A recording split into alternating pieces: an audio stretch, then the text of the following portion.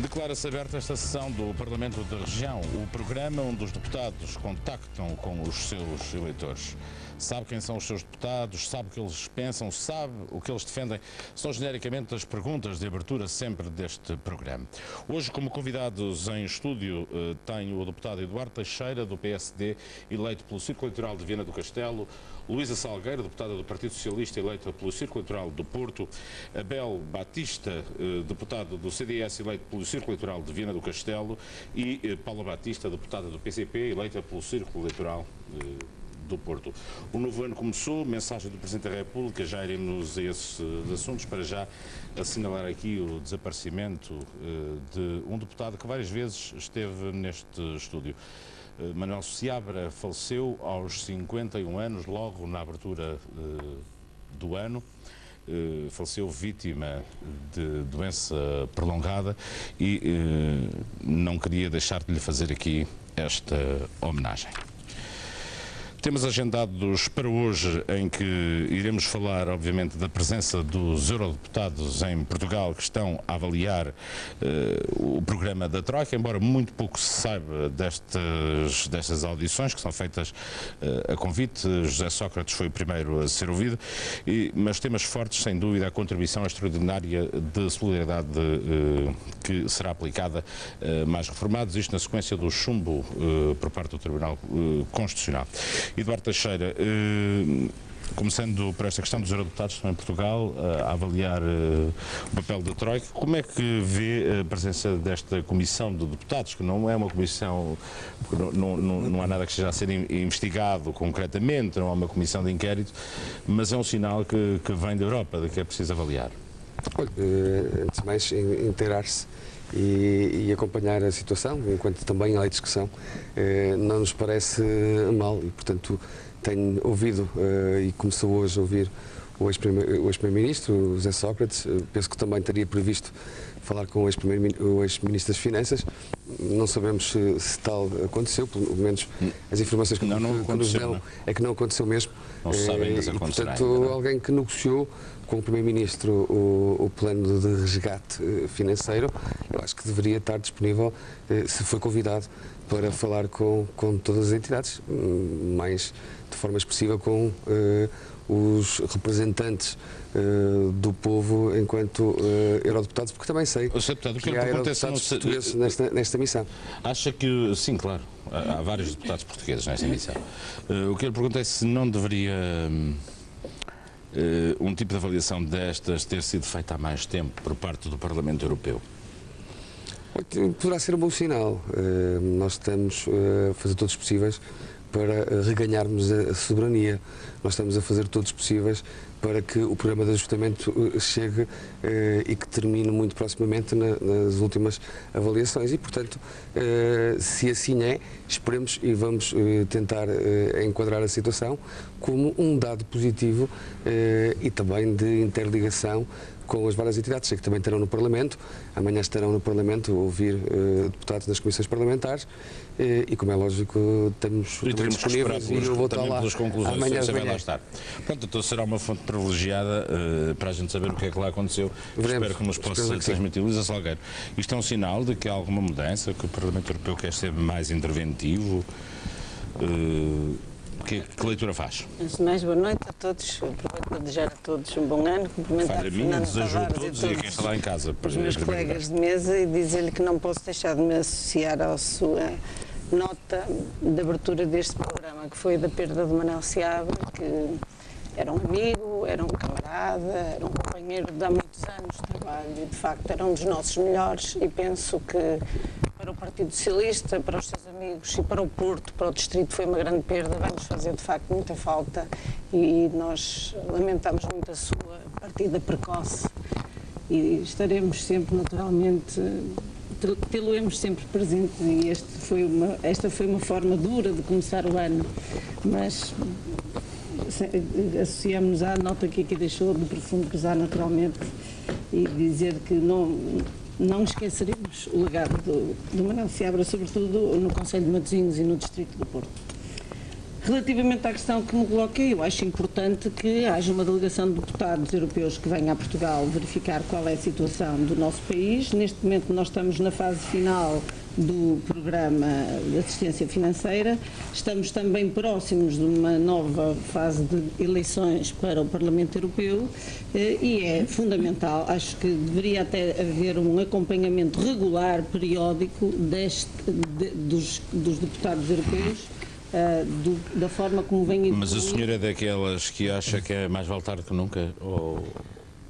Eu espero que tenha havido um acompanhamento, ainda que não presencial. Eu não acredito que os deputados do Parlamento Europeu não estejam conscientes e não acompanhem a forma como quer Portugal, quer os outros países que foram alvo de intervenção financeira estejam a evoluir. Mas vê aqui uma visita que poderá não dar é apenas uma visita, não é normal, não é? Pois é um ato político. É um ato político relevante que também pode querer significar que o Parlamento Europeu se visa associar a esta fase em que os países do Sul com mais dificuldades pretendem libertar-se deste momento de maior dificuldade. É isso que eu espero que signifique. Signifique, por um lado, uma maior proximidade, uma tentativa de conhecer mais de perto a situação no final de um período de assistência que poderá vir a sofrer alterações ou não.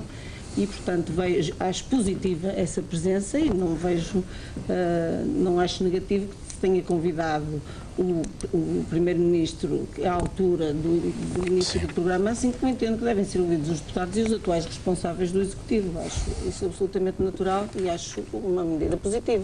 Para o Batista, que leitura faz? Bem, primeiro há aqui uma questão que eu queria, desde logo, realçar, era, iniciando, obviamente, por desejar a todos, que estamos aqui na mesa e a todas as pessoas que nos ouvem, um bom ano de 2014. Muito obrigado. Neste dia de Reis, neste dia que encerra o ciclo natalício, e também gostaria de, evidentemente, dar uma palavra de apreço, primeiro à família, depois ao Partido Socialista e, claramente, a todos nós, pelo desaparecimento do Manuel Seabra, com quem tive a oportunidade de ter até aqui alguns debates aqui mesmo, e era uma pessoa de uma grande combatividade em termos políticos, de uma lealdade enorme, e portanto aquilo que a Luísa Salgueiro dizia que era um dos melhores deles, eu acho que era um dos nossos melhores de todos os melhores, independentemente das posições políticas que cada um tinha.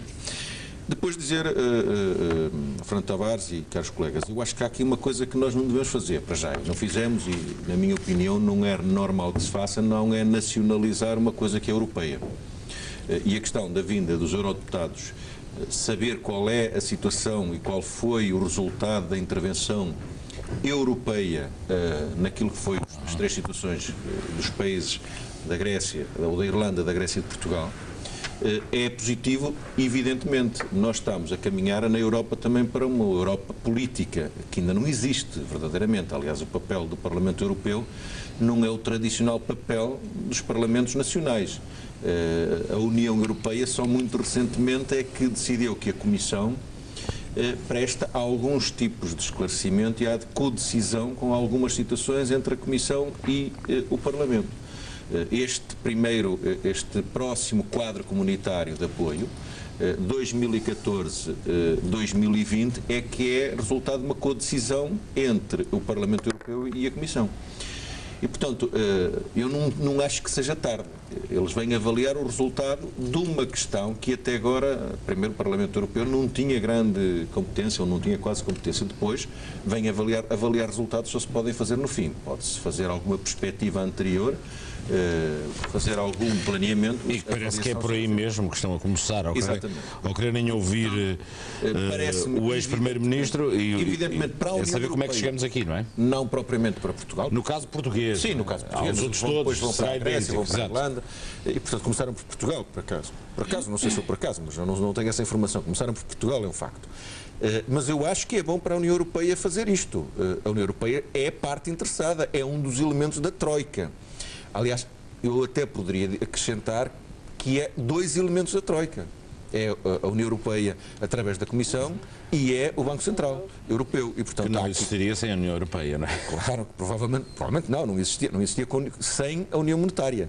E, portanto, há aqui que eu acho que a União Europeia tem, evidentemente, que fazer essa avaliação. E se vamos falar da avaliação política, o local próprio para o fazer é claramente o Parlamento Europeu e, portanto, todas as leituras que se possam fazer, o que eu acho que, e bem até agora, quer o Eduardo Teixeira, quer a Luísa Salgueiro, não fizeram, eu também não faço uma nacionalização desta vinda. Eles vieram a Portugal para fazer uma avaliação PRAE a nível europeu. Poderemos achar se A, B ou C deveria estar ou não. Mas é outra questão. E qual é o método que usam? E eles lá saberão quem convidam, não é? Sim, eles lá saberão. Nós temos o direito também... De questionar, com certeza. Em democracia, de questionar todas as... Às vezes parece que agora não se pode questionar nada. Paula Batista, por favor. Muito boa noite a todos. Cumprimentar todos os telespectadores, desejar-lhes um bom ano e naturalmente, associar-me também ao voto de pesar pelo desaparecimento do deputado. Relativamente à União Europeia e à presença dos seus deputados cá, naturalmente que é importante que se faça uma avaliação, mais importante é que avaliação irão fazer e se isso não se irá traduzir em medidas muito concretas no aprofundamento daquilo que têm sido as políticas europeias de empobrecimento dos povos europeus, do aumento do desemprego, através das suas políticas, e nomeadamente através da União Monetária. Naturalmente que vamos acompanhar, não é? Vamos acompanhar, vamos ver os relatórios. Temos ouvido consecutivamente o Presidente do Parlamento Europeu, Martin Schulz, e vários eurodeputados e de diversos quadrantes políticos que têm feito críticas à maneira como a Troika se tem comportado nestas intervenções que estão a ser feitas nos países que nós já conhecemos, não vale a pena dizê-los todos outra vez. Podemos juntar-lhe talvez Espanha e Itália, mas este tipo de intervenção não antevê que daqui possa, de algum modo, o Parlamento Europeu e os eurodeputados estarem a colher os elementos para poder fazer um relatório para dizer que se calhar a receita não foi a melhor? Pois, mas quase que poderíamos dizer que depois de casa roubada trancas às portas. O plano está a decorrer, está praticamente a terminar, está em cima da mesa um acompanhamento, um ajustamento, o nome pode ser discutido, há aqui muita coisa em cima da mesa, não é? Não há propriamente o plano de acompanhamento, aquilo que mais se aproxima é o tal plano de acompanhamento. O que é esta coisa de um plano de acompanhamento se nós cumprimos tudo aquilo que era exigido a Portugal neste resgate que foi feito? Porque este plano de acompanhamento, qual será a intervenção da Comissão da União Europeia neste plano, e a maior preocupação é em que medidas se traduzirá. Quais são as medidas? O que é que pretendem? O que é que antevêm? A partir do momento em que se prevê...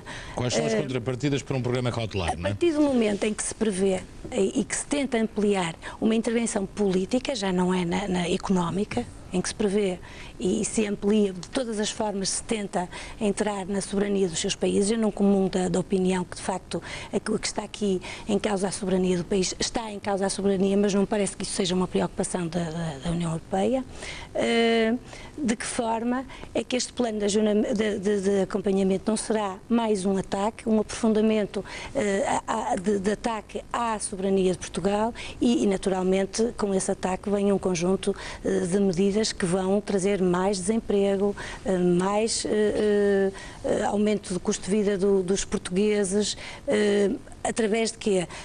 Da mobilidade, chamam desemprego à mobilidade, chamam a imigração, chamam mobilidade à imigração, chamam flexibilidade ao desemprego, vão-se alterando aqui, vão-se arranjando um conjunto de palavras mais doces, é o que mais doces, para de facto se traduzir num aprofundamento brutal do agravamento neste caso concreto em Portugal, nível dos portugueses, mas podemos estendê-los naturalmente a toda a União Europeia. Nós já voltaremos a falar. Sr. Deputado, eu não sei se tem conhecimento, os deputados da maioria, de como será o programa cautelar, o que é que está em questão neste programa cautelar e, portanto, bem, se pudessem dizer-nos, é uma pergunta que eu tenho que fazer, não é?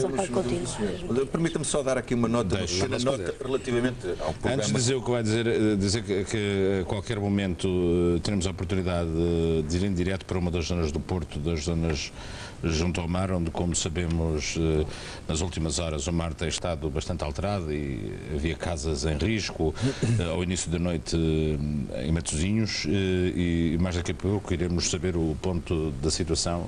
Peço que não é comum neste programa, mas claro, a atualidade assim o obriga. Não, mas há aqui uma nota só. A Paula Batista disse aqui algumas coisas que, evidentemente, não estou de acordo. Primeiro, porque a Europa, o estarmos na União Europeia não é por isso que temos mais desemprego. Nós teríamos muitíssimo mais desemprego, estaríamos muitíssimo piores se não tivéssemos aderido à União Europeia, à antiga CEE e depois o caminho que teve. Mas há aqui uma nota. O programa cautelar eu não sei o que é que vai ser. Agora, o programa cautelar há de ter alguma coisa, se existir, com o que já tínhamos antes. A partir do momento em que nós aderimos, e na minha perspectiva, se existir, mas tem aqui questões de que nós temos que cumprir a partir do momento em que aderimos ao euro. A questão de controlarmos a inflação, a questão do controle do déficit, a questão do controle da dívida. Portanto, isto são questões que não estão só por causa de nós termos estado agora à troca. Estão desde o momento em que nós fazemos parte do pelotão da frente, lembram-se do nome, do pelotão da frente, do euro, em que entramos para a moeda única. Portanto, se convém também ter aqui a noção de que há aqui questões que vêm de trás, não são só de agora. Sendo certo, como bem sabemos, os déficits na União Europeia, apesar de haver a tal meta dos 3% ou abaixo de 3%, vários países, como a França, como a Alemanha, não os cumpriram, e depois os limites foram esquecidos e alargados. Têm capacidades económicas um pouco diferentes. Mas então a Maropa de fortes, não é? Claro, não, mas então é assim, eu sou mais forte, a bola é minha, como a bola é minha, ninguém joga a bola porque ele leva para casa. Não vou dizer isso, Fernando, não vou dizer isso, nem digo, nem nunca disse, nem acho que devemos entrar por aí. Agora, temos é que ter a noção que uns são mais fortes que outros. O que nós devemos ter na Europa é uma solidariedade interespacial dos países do Norte para com os países do Sul, não propriamente pelos países do Sul dos coitadinhos, mas porque há aqui necessidade de haver aqui um caminhar conjunto e esse caminhar ser distribuído de uma forma mais ou menos uniforme por todo o território europeu, desde as Balcãs até ao norte da Europa, desde Lisboa até ao limiar dos últimos Estados que aderiram agora dos países do leste. Sim, mas isso não pode ser à custa de um conjunto de medidas sancionatórias que a União Europeia pretende implementar a toda a força. Tem que ser um conjunto de ideias a nível europeu. Aos países que têm economias demasiado frágeis, como Portugal, a Grécia, uma Espanha, podemos juntar depois uma Itália, podemos ir caminhando pela Europa fora, e esses países com economias extremamente frágeis e débeis vão estar sujeitos a um conjunto de medidas sancionatórias, enquanto... Mas não há medidas sancionatórias de quando há um plano de convergência. São a partir do momento em que não conseguem cumprir os déficits, a partir do momento em que não conseguem cumprir os déficits, ficam sujeitas... Mas e porquê é que às vezes não se cumpre os déficits? É preciso analisar. E a questão da solidariedade... Se nós não tivéssemos tido uma questão, ao fim e ao cabo, também de certa solidariedade do programa da assistência económica e financeira, nós neste momento tínhamos uma dívida que ultrapassaria seguramente os 10%, tínhamos juros que ultrapassariam seguramente os 20%, e, portanto, nós temos aqui já alguma solidariedade nisto. Agora, tudo tem sempre, não espera sentar-se a uma mesa sem contrapartidas. Faz parte do processo negocial. Sim, que elas não sejam totalmente prejudiciais para o nosso país. Queria acrescentar, Luísa? Eu queria dizer que aquilo que espero desta visita e desta preocupação acrescida dos membros do Parlamento Europeu é que se possa concluir do resultado final e da estratégia que foi seguida. Já a própria senhora Lagarde veio dizer que esta medida de austeridade, este caminho não é o correto. E nós, Partido Socialista, vimos dizendo há muito tempo que nós temos de cumprir os nossos compromissos, que não equacionamos um quadro que não seja o do espaço europeu, mas que havia várias formas de negociar, continuamos a dizê-lo, e há responsáveis, grandes responsáveis internacionais e europeus que dizem que há outro caminho que não este e que essa solidariedade e a equidade entre os países tem de ser reforçada. E é isso que nós esperamos que desse relatório possa surgir. E com certeza que teremos a oportunidade para falar mais desta comissão, e como eles chegaram hoje a Portugal estão Vamos ter muitos dias para conhecer. Vamos ter muitos dias até para conhecer os conteúdos. Esse, nomeadamente, haverá aqui uma grande expectativa. Qual será o relatório final? Aí é que... Qual o caminho que nos fará seguir esse relatório? Sim, o relatório, o que é que irá indicar, não em relação a Portugal, mas a todos estes países que estão intervencionados. E penso que o facto de nós estarmos próximos de umas eleições europeias não será sim, provavelmente irá marcar a campanha eleitoral e o papel que o Parlamento Europeu também deve ter na ajuda a estes países na Europa e que posicionamento deve ter. Há uma medida que está ligada com isto tudo. O Governo alarga a contribuição extraordinária de solidariedade. Deputado Abel Batista, passou-se ou não a linha vermelha de Paulo Portas? Não, isto convém aqui esclarecer muito claramente o que é que estamos a falar. O que o CDS foi dizendo sempre, não aceitaria nunca a TSU dos reformados. E deixe-me só dar aqui uma nota muito clarificadora relativamente a esta matéria. O que era a TSU dos reformados? A TSU dos reformados era um imposto, uma contribuição dada pelas pensões a partir de cerca dos 400 euros para todos os pensionistas, além da convergência das pensões e além da contribuição extraordinária de solidariedade. Era isto que estava a falar. Nós, neste momento, o que temos a dizer, não tendo sido possível, por causa de uma decisão do Tribunal Constitucional, a convergência das pensões, conforme tinha sido apresentado, há agora aqui uma base de incidência sobre os pensionistas que devem andar, porque ainda não está totalmente definido, devem andar na ordem dos pensionistas com pensões superiores a cerca de 1.000 euros, na ordem dos 1.000 euros, e convém aqui dizer... Até agora era 1.350, a medida que estava em vigor. E agora esta alargou a base. E é conveniente também dizer aqui que mesmo aqui neste caso, no caso, infelizmente, para o nosso sistema de pensões, abrange apenas cerca de 10% dos aposentados da Segurança Social do regime geral. Vai abranger mais significativamente, é verdade, os da Caixa Geral de Aposentações, porque normalmente... Mas esses 10% significam quanto do montante global das reformas? Não significam 10%. Não significam 10%. Os 10% que vai abranger é cerca de 90% dos pensionistas da Segurança Social não são abrangidos. Pois, mas os outros que são vão significar mais. Quer dizer que estão abaixo, que é o que eu disse, infelizmente estão abaixo estamos dos 400 e os 1.000 euros. A diferença que estamos a falar entre a TSU e esta contribuição especial é para o escalão que está entre os 400, na ordem dos 400 e abrangeria todos os pensionistas. Estamos a salvar os pensionistas. Porque entre 409 e os cerca de 1.000. Permite. A diferença entre a contribuição e o imposto, que é uma questão do direito fiscal que nós podemos discutir, mas que acho que não é o fórum próprio. O que aqui está em causa é que o Dr. Paulo Portas disse que a linha vermelha dele era a TSU dos pensionistas. E não está aplicado. E, portanto, não se trata de uma taxa social única e isso incidiria sobre os pensionistas que tivessem rendimento a partir de 400 euros e agora há uma contribuição social única que se chama especial de solidariedade para quem tem 1.000 euros. Eu sei que devemos ter ouvidos seletivos, mas repara, o que eu disse não foi... São seletivos, são atentos, mas eu disse-lhe, a TSU incidia a partir dos 400 euros, mas incluía também, era também a convergência de pensões, acumulava a convergência de pensões e acumulava a contribuição extraordinária de solidariedade. Tinha uma terceira, que era a TSU, e era a partir dos 400 euros. A contribuição extraordinária era temporária, não era por um ano. Também é tudo temporário. Todas elas são temporárias. Isto é tudo todas elas são temporárias, tirando a convergência de pensões, evidentemente, que não é temporária. Tirando a convergência de pensões, que não é temporária, evidentemente. Para nós é temporário. Mas a convergência foi chumbada, não é? Foi chumbada na perspectiva do que está, da forma como foi apresentada. Porque a convergência de pensões é consideração possível e está a ser feita. Aliás, vem do Partido Socialista, não é de agora. Claro. Sim, mas a convergência de pensões começou em 2005. Mas estava a ser feita para o futuro, não para o passado. Exatamente. O que se queria agora o Tribunal Constitucional diz é que para o passado não pode ser. Não para aqueles pensionistas que estarão agora e, portanto, o Tribunal Constitucional vai dizer essa não, aí não, mas é só essa.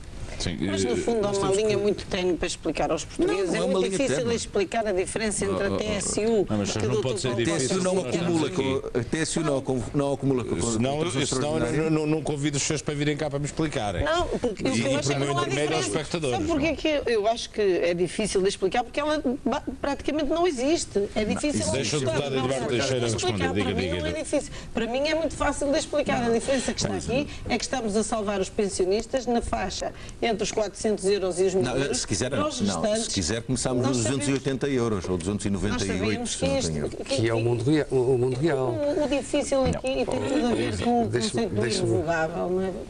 Também não lhe fica bem dizer que esse é o mundo real, não é? É uma parte do mundo. Eu percebo que queira chamar isso à colação, mas não é. Deixem agora o deputado Eduardo Teixeira falar, por favor. De facto, a convergência de pensões não foi algo que se inventou agora. Isto é um caminho, é um caminho que tem sido percorrido desde 2005 e havia uma preocupação que advenha de primeiro lugar. Ainda não se tinha nenhum programa de assistência, ainda não se via. O ex-ministro Vieira da Silva. Exatamente, e, portanto, desde 2005. Mas também é verdade. Mas era para futuro. Eu vou voltar a dizer porque não é a mesma coisa. Muito bem, mas estávamos a falar para. Mas tinha que ser feito. Dali para a frente, com certeza. Tinha que ser feito. Parece que sim. Mas sem violar o princípio da confiança e da segurança, que é uma Mas há outra coisa que também é verdade. Tem-se falado bastante do SES estes dias, da contribuição extraordinária de solidariedade, que também foi algo que advém dos governos socialistas. É bom que temos a noção, quem introduziu isto no Orçamento de Estado de 2011 foi o Partido Socialista, quem introduziu o escalonamento em função o escalonamento. E é esse escalonamento que se mantém, mas com uma premissa. Para nós é muito importante que se crie alguma justiça social. Há bocado falava-se que 90% dos pensionistas ficam fora deste plano. Mas vamos conhecer a realidade dos números. Portugal tem cerca de 3 milhões de pensionistas. Só serão abrangidos com esta medida pouco mais que 320, 330 mil pensionistas. É relevante, com certeza que é um esforço adicional entre aqueles que pagavam 1.000 euros, 1.850 euros e os que chegam a pagar agora 1.000 euros. Estamos a falar, grosso modo, de uma expectativa de cerca de mais 70 mil pensionistas. Deixa-me convocar, porque isto às vezes pode parecer uma conversa mal, isto pode ser uma conversa mal entendida, porque então, quando dizemos que 90% ficam de fora, e esses números, será preciso conhecê-los em rigor, eu não estou a duvidar do que o senhor está a dizer. Eu ouço esse número há muitos dias, mas eu não consigo saber, porque no site da Segurança Social, mas no site, na informação que é conhecida e que é revelada, e agora tudo é revelado através da internet e dos sites oficiais, nós não conseguimos ver se são 90%, se são 85%, se são 84%. Os senhores, como deputados, têm acesso a estes documentos. Se os pedirem, é mesmo até para um jornalista mais difícil obter esses dados, de quantos são com rigor. Mas, quer dizer, estes 10% devem representar uma grande fatia da despesa da Segurança Social, porque senão não faria sentido estar a aplicar aqui a contribuição. 388 milhões de euros, cerca de... Esse é o corte, esse é o corte. A poupança que o Estado obterá com... A poupança que o Estado obterá com esta medida será de 380 milhões, 88 milhões. Agora, o que eu estou a dizer é que estes tais 10% devem receber uma fatia muito considerável em pensões do que são o orçamento da Segurança Social. Mas são as pensões acima de 1.000 euros. E a questão, quem congelou no passado as pensões não foi este governo, nem foi estes dois partidos. Houve passos dados no passado que, se porventura, seriam mais injustos. Passos dados, parece-me bem. Não, mas há questões que têm que ser bem avaliadas. No momento de exceção, não era isto que nós defendíamos. Nós defendíamos a convergência das pensões, algo que se iniciou em 2005. O problema é conhecido. O Tribunal Constitucional entendeu que este poderia e não poderia ser o caminho, e entendeu que teria que se criar uma outra medida. E nós temos um problema para corrigir, porque sabemos que temos as metas para atingir e sabemos que queremos que Portugal saia do programa de assistência e temos que reganhar esta soberania. Para isso nós temos que pôr em cima da mesa outras medidas que criem também e não afetem aqueles que são mais vulneráveis, aqueles que têm menor receita e que tenham menores rendimentos. E essa preocupação, penso que à partida poderá estar minimamente assegurada, porque cada caso é sempre um caso, cada família é sempre uma família. Nós todos sabemos isso. Mas, quando nós estamos a falar de ter baixado de 1.350 para 1.000, com certeza que são cerca de 80 mil pensionistas, os números, Fernando, há bocado falava-se deles, mas eu penso que ainda hoje saíram no Diário Económico e, portanto, está lá bem explícito esta questão de quantos é que abrange, quais são os montantes e quais são os números de pensionistas. E as contas não são difíceis de fazer. Quando são 300 mil, não é 300 mil adicionalmente, porque acima de 1.350 euros já afetava esta contribuição extraordinária de solidariedade introduzida pelo governo PS no Orçamento de Estado de 2011. antes mesmo da intervenção externa.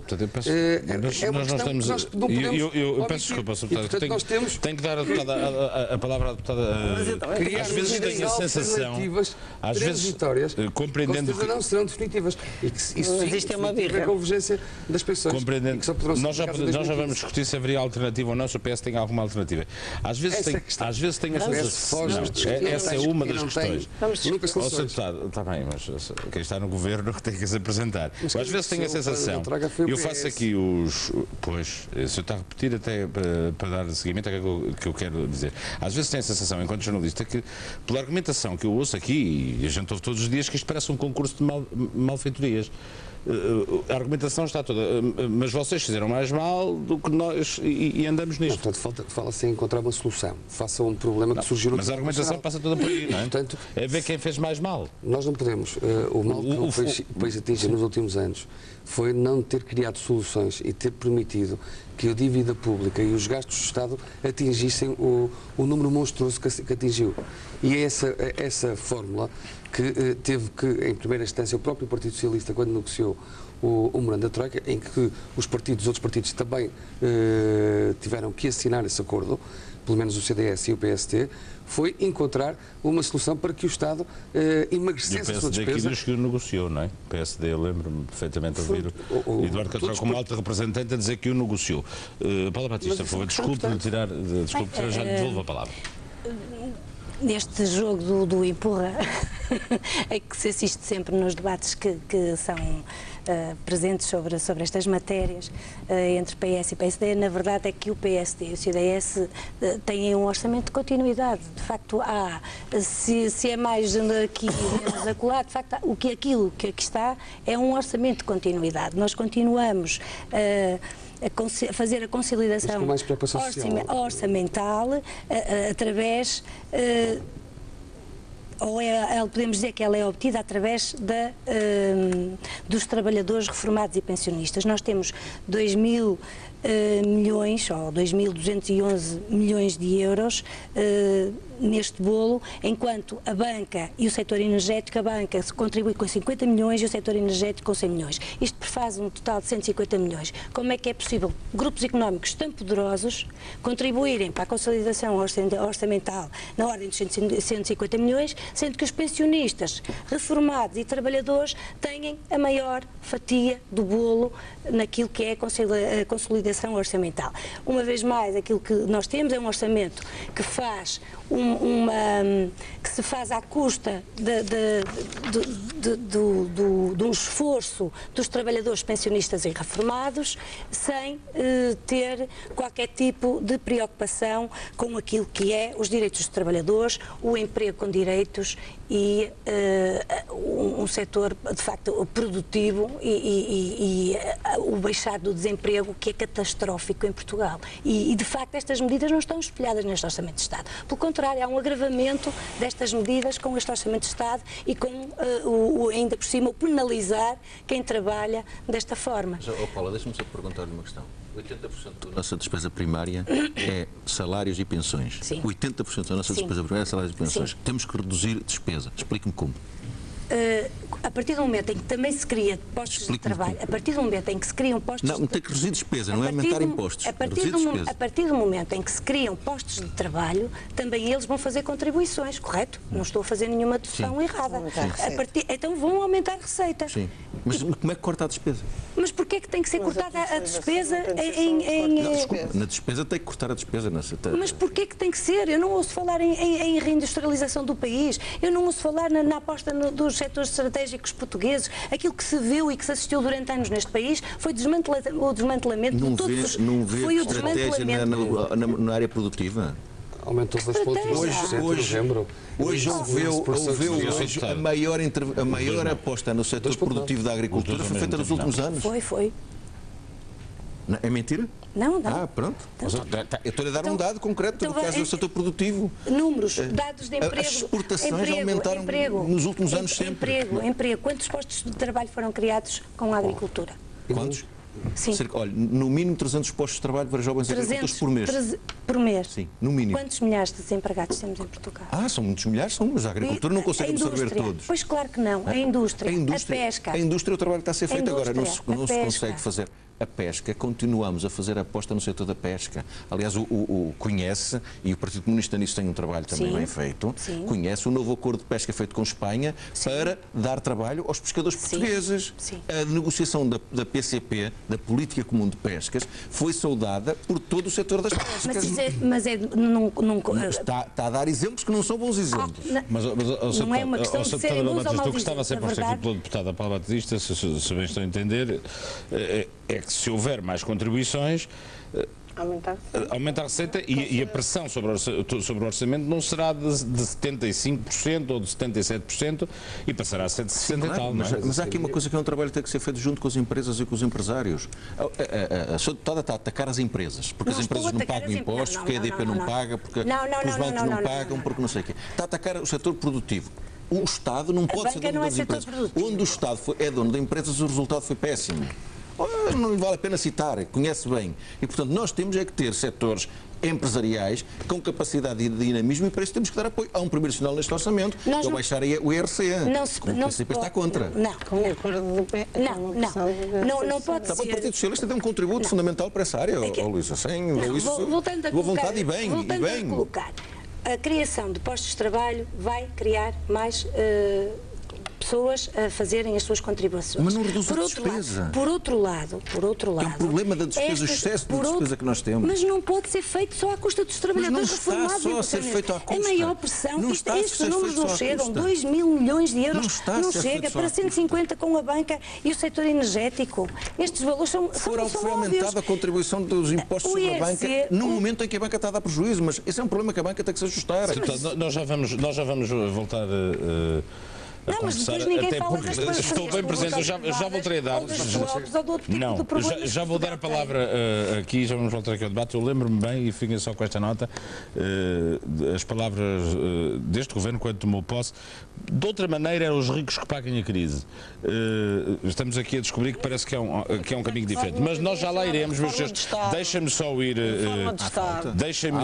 Deixem-me ir agora. Volto aos meus convidados aqui em estúdio e a discussão, e precisamente Eduardo Teixeira no ponto da contribuição extraordinária de solidariedade. O Tribunal Constitucional chumbou a medida, ou seja, entendeu que não estava em conformidade com a Constituição. Foi um resultado histórico de 13-0, não houve nenhum voto a favor da medida. Isto aponta já para um orçamento retificativo, um orçamento que entrou em vigor no dia 1 e já terá que ser retificado. E há ainda esta questão do orçamento de Estado. Haverá aqui uma fiscalização sucessiva anunciada designadamente pelo Partido Socialista, ou pedido pelo PCP e pelo Bloco de Esquerda.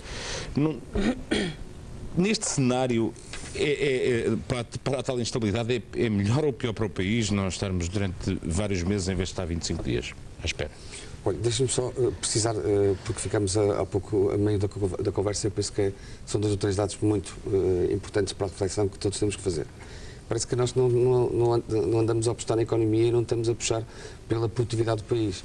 E os números que foram conhecidos há dias, e portanto são números de 31 de dezembro, foi o próprio INE que os lançou e que os divulgou, diz que Portugal tem dos maiores desempenhos ao nível do índice de produção industrial e na acreditação quer dos consumidores, quer das empresas na economia. É bom lembrar que enquanto a União Europeia cresceu no último mês conhecido, o mês de novembro, 0,8%, Portugal cresceu 2,9%. E, portanto, esses números dizem respeito a que altura?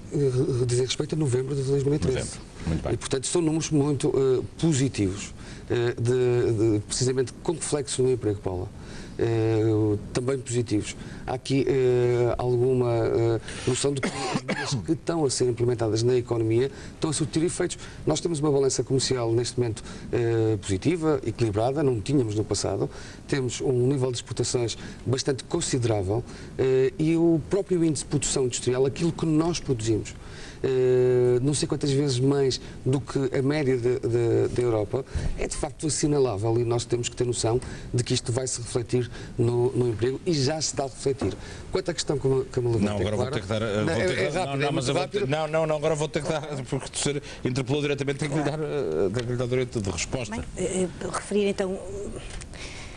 Relativamente à questão do quão positivo têm sido as medidas e a aplicação destas medidas aqui em Portugal, fica por justificar então como é que nós temos estes índices de desemprego no país e então mais concretamente aqui no Distrito do Porto, que é avassalador, não é? Mas isso é um reflexo dos problemas do passado que nós estamos a tentar resolver.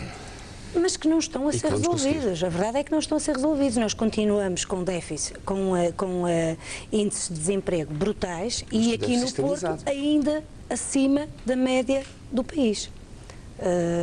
Portanto, fica aqui esta grande interrogação, então, com medidas tão proveitosas e com, de facto, com índices tão positivos, como é que se justifica como é que se justifica estes índices de desemprego e as pessoas, aquilo que nós e os desempregados que estão em casa, com todas estas balanças comerciais, com este crescimento, as pessoas dizem, então, e o meu emprego?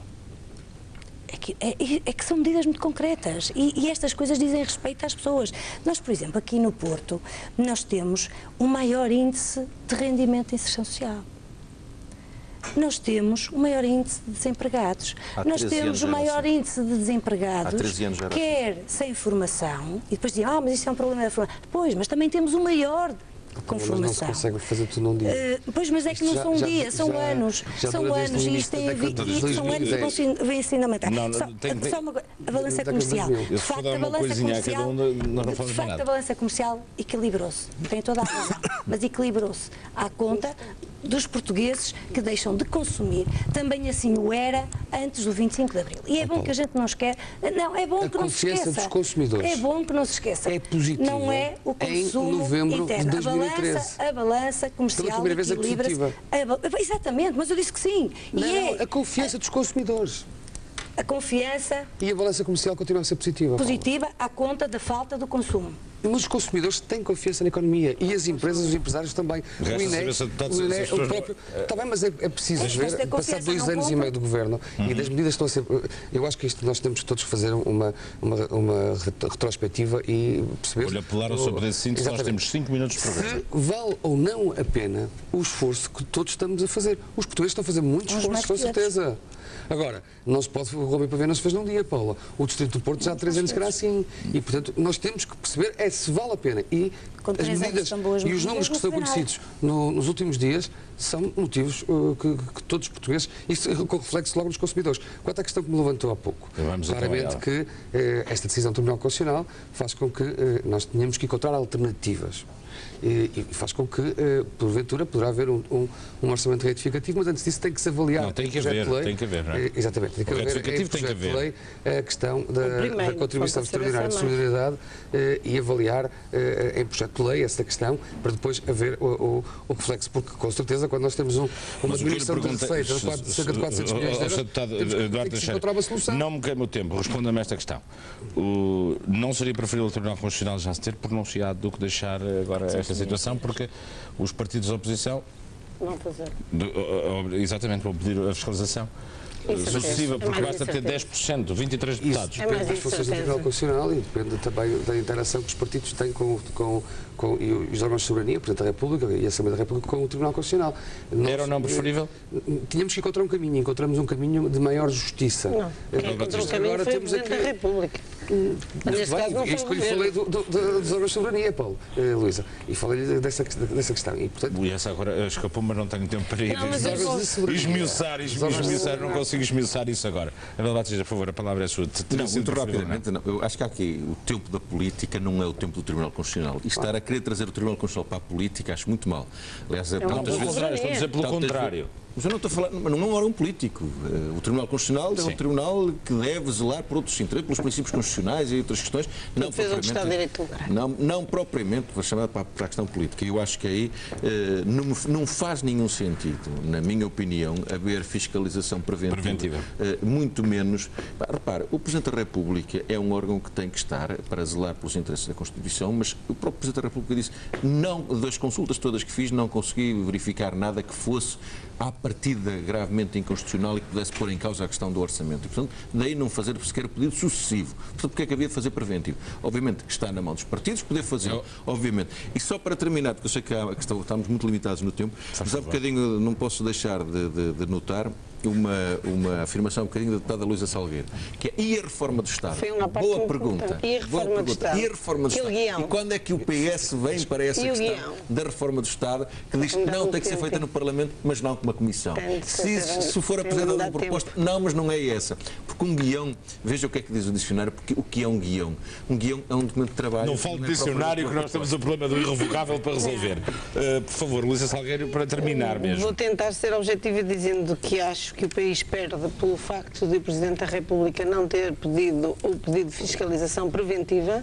O país vai viver mais um período de incerteza. Nós temos a convicção profunda de que as medidas que estão ainda previstas no Orçamento de Estado violam a Constituição, por isso é que não abdicamos de pedir a fiscalização sucessiva. Já aconteceu isso quando foi do corte de subsídios, que penalizou os portugueses e lançou o país em uma incerteza e mais dificuldades orçamentais, e entendemos que é isso que volta a acontecer. O Sr. Presidente da República não zelou pelos altos interesses do Estado e pelos interesses dos portugueses, optou por uma atitude parcial de conforto, de respaldo ao governo. Mais uma vez, o país continuará a viver a incerteza, o que é negativo, sobretudo numa fase em que se aproxima o final do período da assistência financeira internacional. Mas nós, naturalmente, não podemos abdicar da defesa dos valores que estão vertidos na Constituição, e por isso já anunciamos que defenderemos, que apresentaremos o pedido de fiscalização sucessiva. Quanto à reforma do Estado, que eu não podia, disse apenas uma à parte, que é quando se fala do corte da despesa, fala-se apenas da redução dos vencimentos e do corte nas pensões, mas este governo tomou posse anunciando que iria fazer uma profunda reforma do Estado. E ao fim de muito tempo, e quando o Sr. Vice-Primeiro-Ministro, o Ministro de Estado, Paulo Portas, tomou posse, mandou-nos um documento que diz muito pouco, diz assim algumas coisas. É que vamos dar prioridade ao privado, por exemplo, os hospitais, vamos será uma discussão que teremos que ter. Não tem nada a ver com a reforma do Estado. Luísa Salgueiro, obrigado. Teremos que ter. E é isso que o PSD esqueceu de fazer para esse debate quando estava a discutir o Partido Comunista, é que o corte passa muito por aí. Teremos que ter essa discussão. Se não vai faltar, isso daqui. Isso é essencial. Não vai faltar tempo para discutir isso. Eu tenho que. O Dr. já estava a pedir a palavra para dizer qualquer coisa que queria se associar a. Não, é que eu esqueci, e peço desculpa por isso. Eu queria me associar à homenagem que foi feita e que foi falada, referida ao Manuel Seabra. De facto, era um excelente colega, para mim em particular, porque os deputados que são daqui da região estão deslocalizados e, portanto, têm que ter uma residência em Lisboa, um vizinho também, e era de facto um ser humano fantástico, que a democracia é muito perto. E também associar-me e desejar a todos um bom ano de 2014, com muita esperança e com realização para todos os portugueses. Muito obrigado. Muito obrigado a todos por terem estado aqui esta noite e por terem contribuído para as pessoas formarem a ideia delas lá em casa, pelo menos perceberem um bocadinho mais, espero que sim, do que está a acontecer em Portugal. Boa noite. Já a seguir vêm as notícias com a atualização da situação do estado do tempo na região norte.